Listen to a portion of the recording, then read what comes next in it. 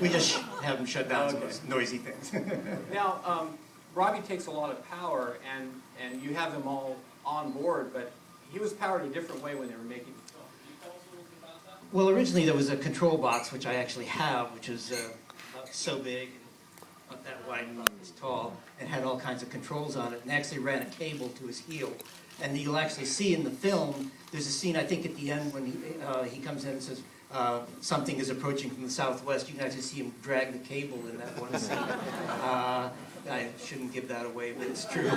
And there was actually a technician off camera doing the voice, which operated a 7,000 volt circuit, which went up the robot's leg, which I can tell you was not happy for the person, the operator who had to operate Robbie. So it was not a good event. The picture behind us, by the way, is the builders of Robbie the Robot, and that's Andy Thatcher on the far left, and on the right is Jack McMasters. Jack, I actually met over at Universal. He was in charge of doing all the motor work and a lot of that stuff. And I had an amazing memory for the stuff. Years later, he'd just go, yeah, I used 180 RPM surplus motor for that.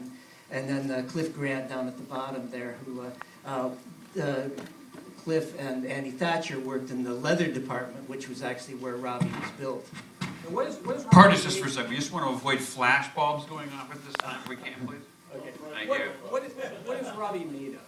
Well, Robbie's made out of actually mostly ABS, which is a plastic. It actually stands for active nitrobutadiene styrene, whatever that is. But it's actually Royalite. Remember they used to sell luggage in the 50s called Royalite? Well, that's what he was made out of. And actually, if you saw inside, Robbie's not going to be happy I told you this, but he looks like luggage inside. Oh. In fact, he's the color of the carpet here inside. So, uh-oh, I'm in trouble now. Well, you know, so many artifacts from classic movies have been lost or destroyed because there really wasn't a sense that these items were unique. But under proper experiences, they're almost museum pieces, and maybe someday there probably could be in a museum, and certainly would be appreciated as a work of art. How did you come by him? And first of all, thank you for being his guardian and protecting him for us to see tonight.